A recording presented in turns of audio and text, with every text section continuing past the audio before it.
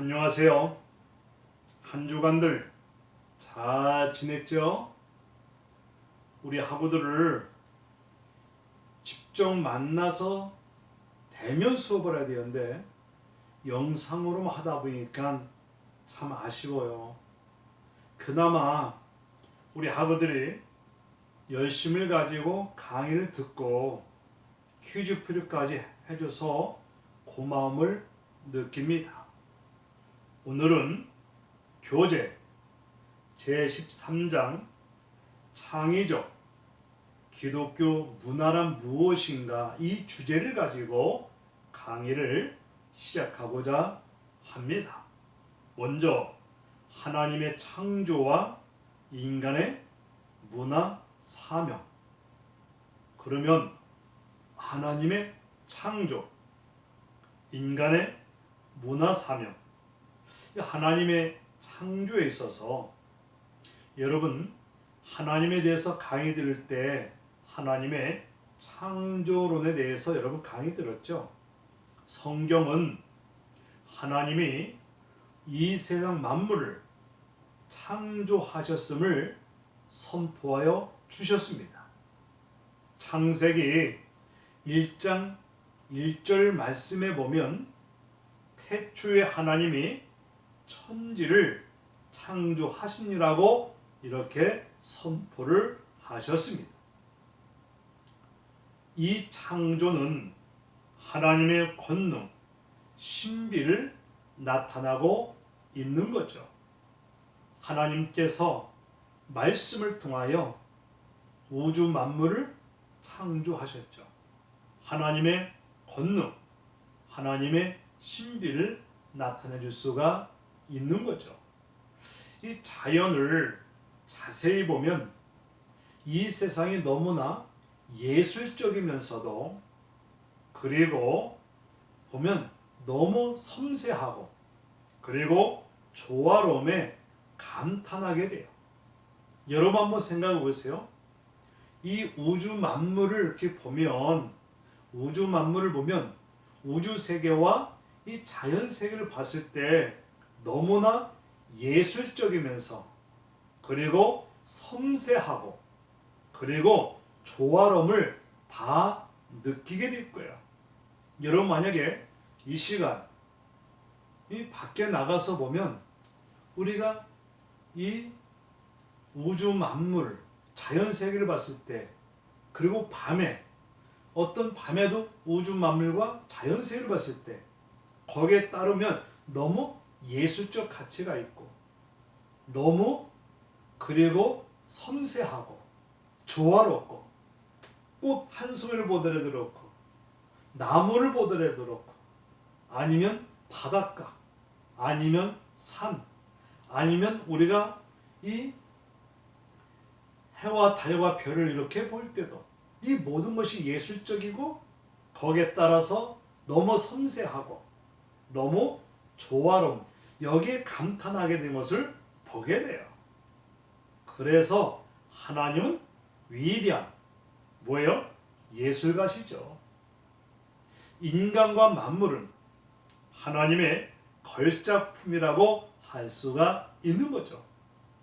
하나님께서 세상의 모든 만물을 창조한 후에 그 만물에 대한 이름을 누구한테 맡겼을까요?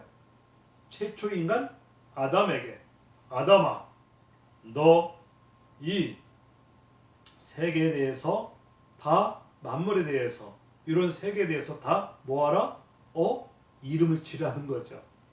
그래서 보면 나름대로 이렇게 동물 세계 아니면 뭐 자연 세계 이렇게 나름대로 이렇게 이름을 지게끔 만든 거예요. 여기에 뭐가 있을까요? 문화적 사명이 있다는 거예요. 문화적 사명을 이렇게 하나님이 맡겨주신 거죠. 인간은 이래서 나무가 땅에서 솟아나긴 할 수는 없어요. 하지만 나무를 가꾸면서 자라가지고 열매를 맺도록 돌볼 수는 있어요. 한번 생각해 보세요. 나무는 땅에서 솟아나게 우리 인간 할 수가 없죠. 하지만 이 솟아난 나무는 뭐 할 수 있어요? 인간이 가꿀 수 있죠. 그리고 열매를 더 맺게 할 수도 있는 거죠. 여러분도 만약에 여러분 부모님이나 할아버지 세계에 가면 혹시 농어촌, 농촌 같은 데 가면 과일나무 같은 것을 잘 가꿔서 보면 보니까 나름대로 잘 가꿔서 열매를 맺게 하는 것을 보게 된 것을 알게 됐죠. 그러다 보니까 야 그렇구나. 인간은 하나님의 정원을 가꾸는 뭐예요? 정원사라 할 수 있어요. 이해 가죠? 아 그렇구나. 인간은 하나님께서 만들어준 이것을 정원을 잘 갖고 나가는 이 정원사라고 할 수가 있구나. 이 자연 만물이 아름답지만 인간의 손길이 닿을 때 더 아름답게 갖고 나갈 수가 있어요. 그래서 만약에 어떤 나무든 과일나무든 이거 나름대로 인간들이 뭐요? 거기에 나름대로 거기 잘 갖고 날 때 아름답게 이렇게 더 잘 자라나갈 수 있는 것을 보게 돼요.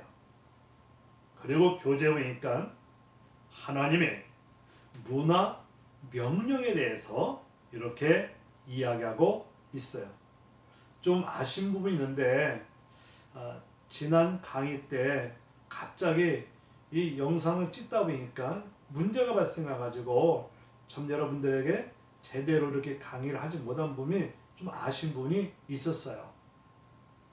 그러다 보니까 좀 아쉽지만 하여간 오늘은 또 이렇게 또 영상을 하지만 이게 교재에 보니까 하나님의 문화명령, 이 문화명령 창세기 1장 28절을 보니까 하나님이 그들에게 복을 주시며 하나님이 그들에게 이르시되 생육하고 뭐하라? 번성하라. 생육하고 번성하라. 그리고 보니까 땅에 충만하라. 땅에 충만하라. 그리고 땅을 정복하라는 거예요. 아니 이 말씀이 뭐냐? 생육 했으면 번성하고 땅에 충만하고 그리고 땅을 정복하라는 거예요. 그럼 여기서 정복하고 다스려라. 이 말의 표현은 뭘까요? 땅을 정복하라? 이 말이 뭘까? 어떻게 정복할까? 여기서 말하는 정복이라는 것은 뭐냐? 다른 거 아니에요. 이 땅을 잘 돌아보고 관리하는 문화적 의미를 여기서 소개하고 있는 거예요. 그렇구나. 정복하고 다스리는 것은 우리가 파괴시키는 게 아니라 오히려 이 땅을 잘 돌보고 관리하는 이 문화적 의미가 여기에 담겨 있구나라는 것을 우리가 인지해야 돼요. 인간의 어떤 편리함과 이익을 위해서 땅을 정복하고 다스리면 환경 파괴도 일삼았던 것은 보게 돼요. 어떻게 보면 인간 어떤 편리감과 이익 때문에 사실 이 자연 환경을 어떻게 해요? 파괴시키는 경우가 있었어요. 심지어는 보면 저 자연 세계를 다 없애가지고 거기다가 공장을 만들든지 아파트를 짓든지 뭐 그렇게도 할 수 있는데 하여간 어떻게 보면 이 땅을 잘 돌아보고 관리하는 이 문화적 의미적 관점에서 이렇게 접근하는 것인데 중요한 건 뭐냐? 이익을 위해서 이 환경 파괴, 요즘에 사실 환경 파괴가 너무 많이 일어나 보니까 문제가 발생은 사실 이 자연 파괴가 일어나면 안 되는데 점점점 자연 파괴가 일어나면 환경 파괴가 문제가 발생할 수 있잖아요. 그런데 이익 때문에 이런 일이 벌어져 나갈 수가 있는 걸 보게 돼요. 그런데 신국원 교수라는 사람은 이런 이야기를 했어요. 하나님의 문화 명령을 레고 놀이에 비유했어. 레고 놀이? 여러분 아마 어릴 적에 레고 놀이 했을 거예요. 아이들에게 레고로 선물 받았을 때 상자를 뜯어가지고 이 자유롭게 여러 가지 만들어 놓는 거죠. 레고 이 플라스틱 이 조각들을 아이들이 나름대로 그거 가지고 이렇게도 만들어보고 저렇게도 만들어보고 그럼 뭐가 생길까? 상상력이 생겨지고 거기서 이제 만족감도 생겨지고 그러잖아요. 여러분들 보면은 어릴 적에 나름대로 블록 갖고 놀던지 아니면 네오 같은 것을 넣으면 나름대로 생각, 상상력이 나오게 되고 거기서 만족, 자존감이 높아지고 행복하고 기뻐할 수가 있잖아요. 있는 거야.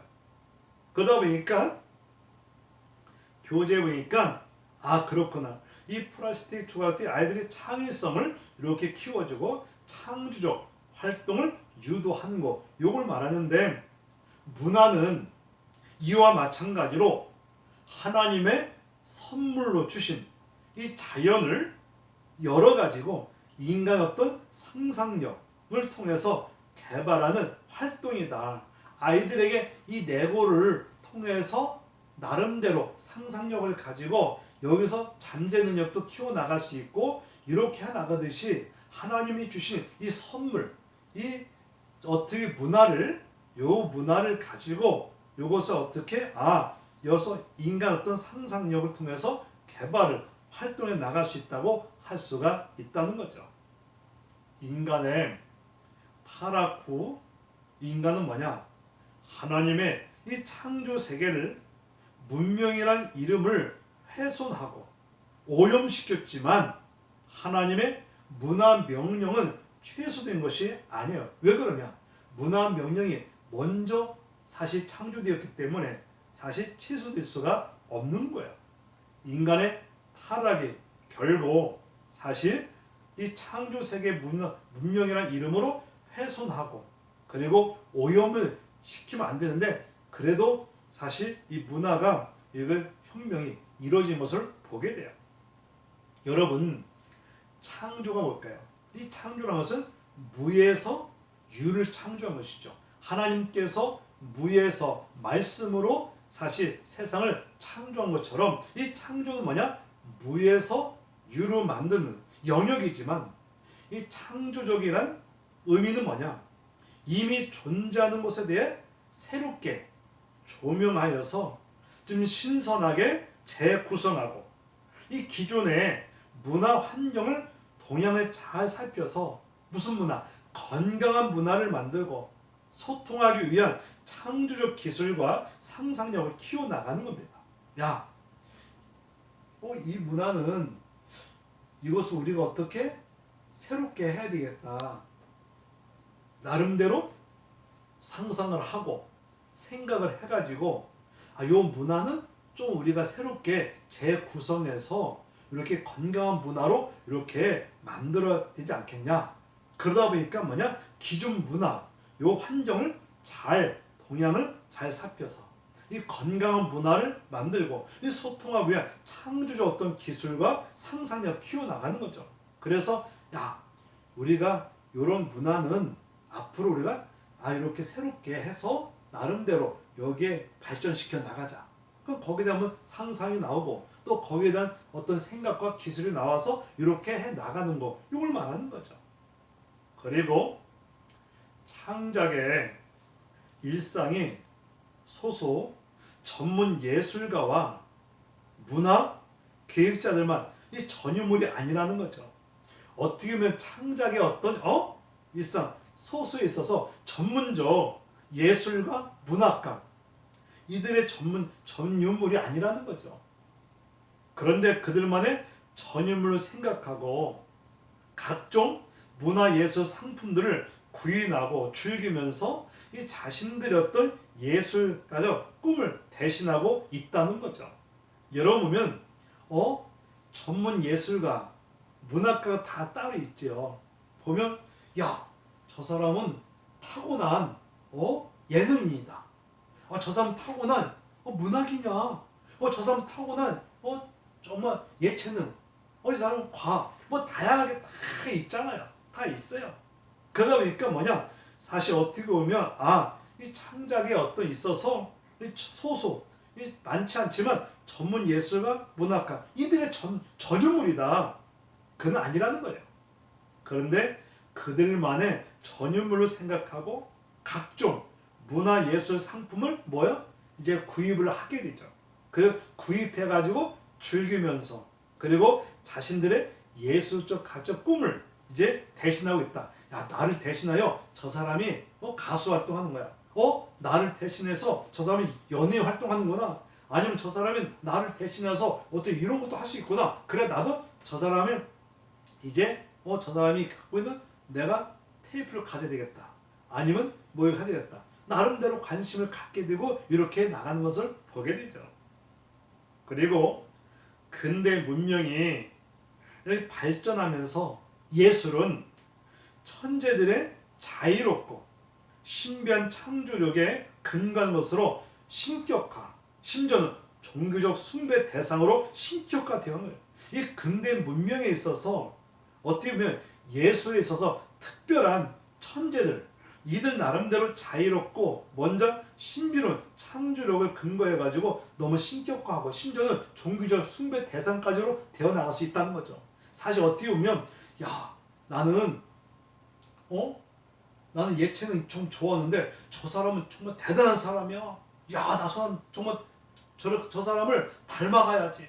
저 사람처럼 돼야지. 심지어는 저 사람을 신격화해가지고 이렇게 또 숭배하는 이 정도까지 올 수가 있다는 거죠. 그러다 보면 그 분야에서 예체능 이 분야에서 예능의 분야에서 저 사람은 탁월한 어떤 사실 능력이 있어요. 잠재 능력이 있어갖고 나름대로 딱 하고 나가니까 뭐예요? 사람들이 나도 저렇게 하고 싶은데 나는 할 수 없지만 저 사람을 보니까 좀 대단하다. 그래서 저 사람의 것을 내가 이렇게 어떻게 정말 사가지고 그래가지고 어떻게 보면 이 상품을 사가지고 즐기고 이렇게 하면 심지어는 신격화 만들어갖고 심지어는 종교적 대상으로 신격화 되어가고 있다는 거죠. 예술은 일상과 분리되는 이 독립 영역이 되었고 기계화된 산업기술은 단지 생계를 위한 수단에 이원화된 거죠. 따라서 예술은 우리 일상생활에 이 의미를 부여하며 만들어가는 어떤 삶의 반영이라고 이렇게 이야기할 수가 있는 거예요.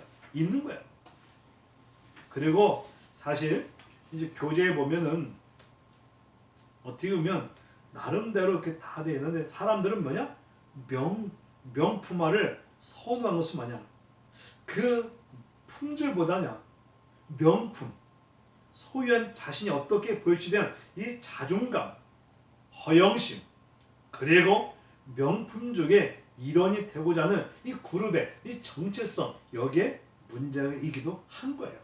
여러분 보세요. 명품을 선호하는 사람이 있을까 없을까요? 아마 이 강의 듣는 학생들 중에서도 명품을 좋아하는 사람 있을 거야.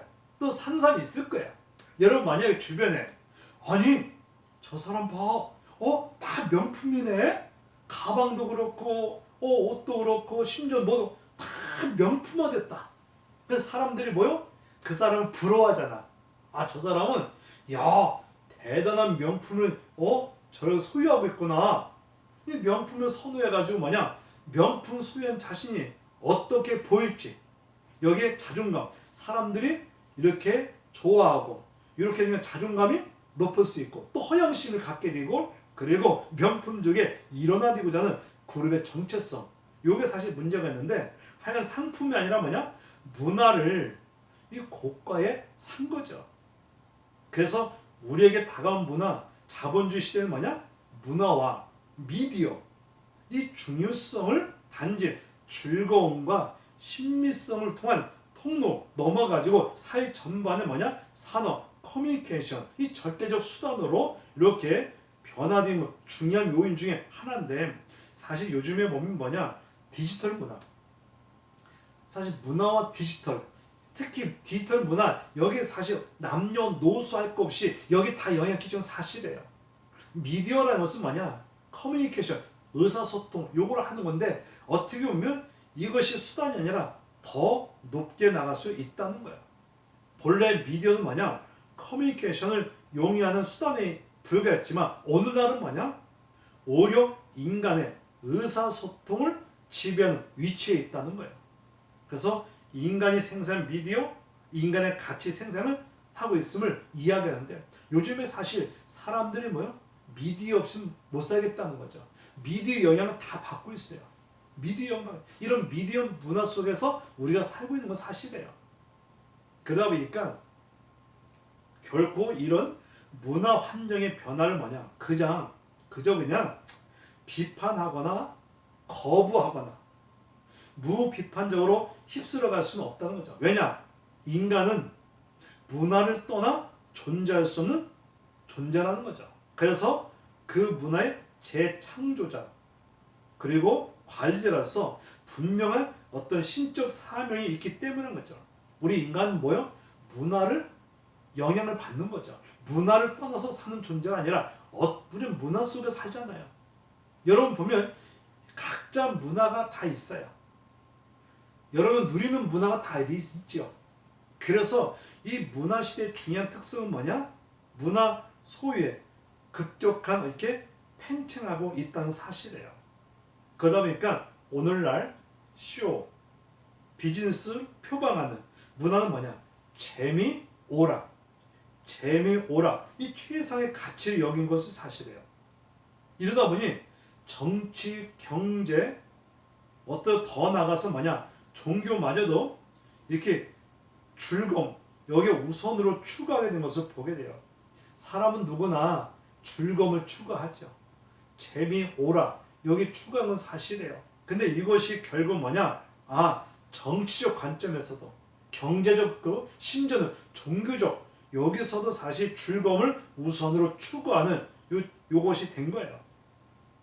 그래서 오락과 여가를 넘어서 사람들의 의식 구조, 삶의 양식은 허영과 여기에 비윤리상으로 흐르게 할 수 있어요. 이 재미, 오락, 이게 사실 물론 사람은 누구나 재미롭게 살고 싶고 즐겁게 살고 싶고 그래서 오락 같은 거 하는데 문제는 뭐냐? 이것이 어떤 오락을 즐기며 나갈 것이냐, 어떤 것을 재미로 삼을 것이냐, 이것도 문제가 될 수 있어요. 예를 들어서 만약에 우리 이 모임은 사실 어떻게 할까? 이제 우리 모일 때마다 술을 먹자. 알코올을 한 거죠. 그리고 심지어는 마약까지. 또 오락도 사실 게임 오락 같은 거 막 해가지고 하고 오히려 이것이 문제가 발생할 수 있다는 거죠. 그래서 이런 보면 이게 의식구조, 삶의 양식을 허용과 그리고 비윤리상으로 흐르게 만들 수 있다는 거예요. 그래서 문화는 흥미, 재미, 오락도 중요하지만 중요한 건 뭐냐? 인간의 의식과 가치관, 이 성숙과 진리 추구하는 이 교육적 측면도 이것도 고려해야 돼요. 그래서 어떻게 보면 우리가 흥미, 즐거움, 재미, 오락 여기에만 포커스 맞추는 게 아니라 우리가 인간의 어떤 의식과 가치관, 그래서 성숙과 진리, 추구의 어떤 교육적 측면에서 이렇게 고려하는 그것도 중요한 요소라 할 수가 있는 거죠. 그래서 현대 문화와 또 다른 키워드는 이 복제라는 거죠. 이 복제. 사진으로 시작된 어떤 복제. 사람들에게 이런 것이 창작에 어떻게 보면 다양하게 다 나올 수 있는데 한 중요한 것은 뭐냐면 우리가 사실 이렇게 다양하게 다 나올 수가 있어요. 그러다 보니까 여러분 알다시피 나름대로 다 차이가 있는데 이 미디어 기술은 예술 작업 자체를 변형시키는 건 사실이에요. 이해가죠? 어떻게 보면 그럴 수 있겠구나. 그래서 미디어 기술 같은 거, 그 예술 작업 이 자체를 변형시킨 거예요. 방송과 컴퓨터, 유튜브 같은 거, 이 복제 현상을 더욱더 극대시켰죠. 그래서 이진경에서 뭐냐면 현대 문화의 복제 성격을 이렇게 다음과 같이 설명했어요. 우리의 일상을 사로잡고 있는 TV, 방송, 연예인들의 패션, 말투가 어느 복제되어 다른 사람에게 그렇죠. 나 저 연예인 참 좋아하는데 저 연예인 보니까 외모가 바뀌었네? 나도 그렇게 해야 되겠다. 복제되는 거예요. 저 사람 옷도 그러네? 나도 그러면 이렇게 해야 되겠네. 나름대로 이렇게 복제가 되는 거 복제. 여러분 혹시 나름대로 각 분야에 복제가 될까 안 될까요? 아마 될 거예요. 여러분 한번 생각을 해보세요. 저 사람 내가 좋아하는 사람인데 나 닮고 모델을 쓰고 싶은데 저 사람 보니까 이렇게 하는구나. 복제가 되는 거. 나도 그렇게 해야겠다. 심지어는 그 사람 삶의 언어, 모든 행동, 외모까지 다 이렇게 복제가 되는 거죠. 만약에 어떤 체능에서도 막 축구 선수 있다. 나 축구하고 싶은데 손흥민 봐. 야 저렇게 하는구나. 나도 저렇게 해야겠다. 그럼 나 거기 따라 옷도 입고 거기 또 이렇게 하고 그 사람 복제가 되는 거 복제. 그러다 보니까 이렇게 나름대로 이렇게 그렇구나. 그래서 이런 이야기를 했는데 중요한 건 뭐냐면 그리고 또 이진경이라는 사람은 뭐냐? 현대 문화의 복제 성격. 이건 나름대로 다 이렇게 했는데 여러분도 나름대로 복제 다 있을 거예요. 나름대로 저 사람 따라서 저렇게 외모도 그리고 나름대로 심지어 옷과 패션과 언어, 톤 이것까지 사실 이렇게 가는 거죠. 그 현대의 시뮬레이션 복제를 통해서 원본보다 훌륭한 원본이 없어도 어떻게 보면 더 생생하고 실제보다 더 실제적 이 과잉 실제 요걸 만들 수 있죠. 이 복제 기술이 뭐냐?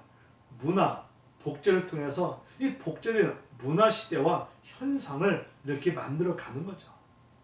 이제 복제는 뭐냐? 단순한 복제가 아니라 원본이나 진실 이것이 소멸되고 새로운 변명과 창조 원천이 되어가고 있다는 거죠. 그러다 보니까 각 개인에게 미치는 문화 영향력은 우리 생각보다 훨씬 강할 수 있어요. 여러분 보면 각자 누리는 거, 그 다음에 느끼는 거 다 문화 다를 수 있어요. 그래서 이 개인에게 미치는 어떤 문화 영향력은 우리의 어떤 생각보다 훨씬 강해요. 따라서 우리는 시대 문화를 정교하게 비평할 수 있는 문화의식과 또 우리 시대 문화 환경을 잘 활용해가지고 좋은 문화 만들어가는 거 이거 중요한 거예요. 사실 문화라고 해서 우리가 사실 긍정적인 문화가 있고 나에게 정말 좋은 영향을 끼치는 문화가 있지만 반면에 이거 사실 저런 문화는 안 되겠다. 저 사람들 모임의 문화 봐봐라. 저건 사실 아니야. 그럼 거기에 따라서 뭐 한다? 비평도 할 수 있고. 그래서 새롭게 뭔가 이렇게 나가야지. 그래서 시대에 맞게끔 환경에 맞게끔 잘 적용할 수 있도록 좋은 문화를 만들어 나가는 거 이거 중요한 요소가 할 수 있죠. 만약에 잘못되고 악영향을 끼치는 문화 이건 사실 이런 문화를 이제 어떤 문화로 이것을 바꿔가지고 좀 좋은 문화를 만들 수 있도록 그래서 이것도 중요한 요소인 거죠. 그래서 어떻게 보면 문화에 대해서 근원과 그리고 의도, 영향력을 파악해갖고 그 안에 숨어있는 그래서 기호와 상징을 잘 해석해서 늘 새로운 변화 가능성을 열어둬갖고 대안도 하는 거 이거 중요한 거죠. 그 문화 시대에 건강한 문화 비평을 가질 때 인간은 뭐냐? 하나님이 주신 문화 풍성함을 보다 온전하게 누릴 수 있다는 거죠. 그래서 기독교는 뭐냐? 성서 연구하고 해석하는 것과 동일하게 이 당대 어떤 출판물과 음악 그리고 방송, 영화 속에서 소통되는 이 문화 콘텐츠, 미디어, 재테크 논리 이런 주연 이것도 사실 어떻게 보면 중요한 요소라고 할 수가 있는데 하여간 여러분들 보면은 이런 어떤 나름대로 각자 이 분야 요소가 달라나갈 수가 있다는 거예요. 그러다 보니까 그렇구나. 어떻게 보면 우리가 예술은 일관성 그리고 분리 이 독립 영역이 될 수 있지만 이 기계화된 산업기술 뭐냐 단지 생계를 위한 수단에 이용해야 된다는 거죠. 그래서 예를 들어서 만약에 우리 농부나 기술 공이 어떻게 보면 나름대로 일상적 노동에서 자신의 어떤 혼을 담아 최선을 다하고 그것을 완성시킨 뭐예요? 장인이라고 부르면서 존경할 수 있어요. 저 분야에서 저분은 정말 농사를 잘 짓는구나. 저 사람은 기술이 너무 뛰어나서 좋구나. 어떤 각자 문화를 이렇게 그 사람을 뭐예요? 장인으로 여기면서 존경도 할 수 있고. 그래서 어떤 문화 형태가 다 다를 수 있어요. 그래서 어떻게 보면 지금은 우리가 문화시대에 살고 있는 건 사실이잖아요. 문화시대에 산다. 지금은 문화시대도 아니야. 문화시대다. 그래서 이전에 산업시대에는 뭐 했었어요? 이 산업시대에는 뭐냐? 먹고 사는 의식주, 여기에 가장 관심을 가지고 살았지만 요즘 현대시대는 뭐예요? 세대는 피로와 재미, 이 균형 속의 문화는 이게 하나의 어떤 취미가 아니라 어떤 면에서 보면 절대적 가치가 되었다는 거죠. 그래서 어떻게 보면 봐라, 저 사람은 저쪽에 가치를 갖고 있어, 의미를 갖고 있다.